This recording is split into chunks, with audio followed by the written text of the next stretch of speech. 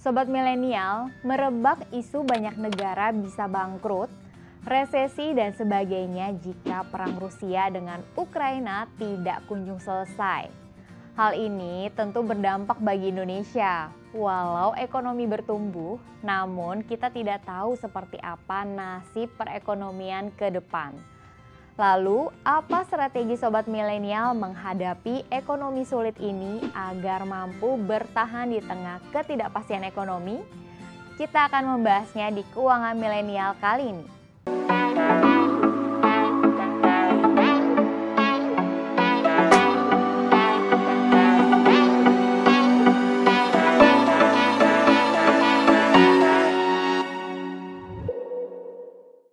Apa itu resesi ekonomi?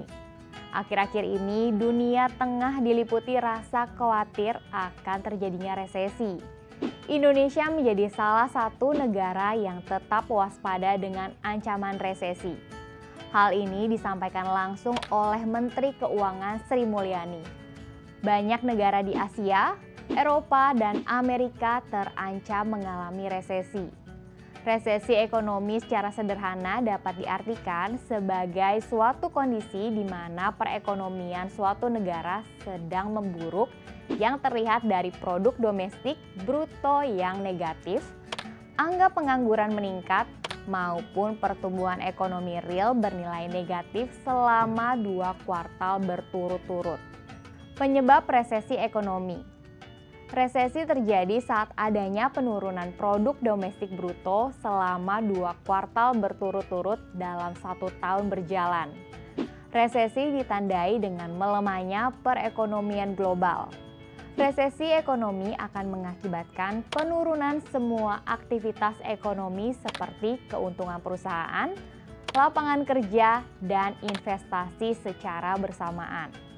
Resesi ekonomi biasanya identik dengan penurunan harga atau deflasi dan kenaikan harga yang tajam atau inflasi dalam proses yang disebut stagflasi. Ada beberapa faktor yang menyebabkan terjadinya resesi dalam satu negara, antara lain kehilangan kepercayaan terhadap investasi dan perekonomian, meningkatnya angka pengangguran, suku bunga meroket, pertumbuhan ekonomi yang menurun selama 2 kuartal berturut-turut, jatuhnya pasar modal atau saham, jatuhnya harga dan penjualan di sektor properti, hingga pesanan produksi pabrik yang menurun. Selain itu juga terjadi deregulasi atau pengurangan aturan yang akan menghambat aktivitas ekonomi tertentu. Adanya manajemen yang buruk, kontrol upah yang tidak baik, krisis kredit seperti penurunan penyaluran kredit perbankan, di mana nilai aset seperti properti, saham, dan emas terus meningkat. Hingga adanya deflasi, yakni kondisi ketika harga turun dari waktu ke waktu dan menyebabkan upah menyusut dan kemudian menekan harga. Kondisi ekonomi sulit menjadi pembelajaran.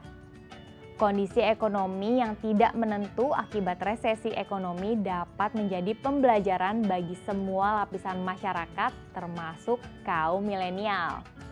Pelajaran dan hikmah paling utama dari resesi perekonomian dan pandemi COVID-19 adalah tidak ada sesuatu yang pasti, sehingga harus mulai berpikir mengenai antisipasi, proteksi, dan investasi. Sobat milenial dapat bersyukur karena situasi krisis terjadi di usia muda dan masih produktif untuk bekerja. Bahkan jika terjadi pemutusan hubungan kerja atau PHK, masih banyak perusahaan yang mencari.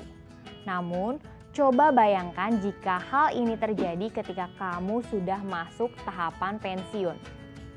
Pelajaran dari resesi ekonomi yang dapat diambil hikmahnya adalah mempersiapkan pondasi keuangan dengan baik. Jadi saat terjadi krisis, generasi milenial masih memiliki pegangan kuat. Saat kamu memiliki uang lebih, sebaiknya ditabung atau investasi. Bukannya tidak boleh menikmati, tetapi kamu harus mengalokasikan dan membuat pondasi keuangan kamu tetap sehat dan kuat. Dampak resesi bagi Indonesia. Resesi yang terjadi di banyak negara lambat laun akan dirasakan oleh Indonesia. Beberapa dampak yang dapat dirasakan antara lain, perlambatan ekonomi yang membuat sektor real menahan kapasitas produksinya, sehingga pemutusan hubungan kerja atau PHK akan sering terjadi. Bahkan, beberapa perusahaan mungkin menutup dan tidak lagi beroperasi. Selain itu, kinerja instrumen investasi akan mengalami penurunan, sehingga investor cenderung menempatkan dananya pada bentuk investasi yang aman.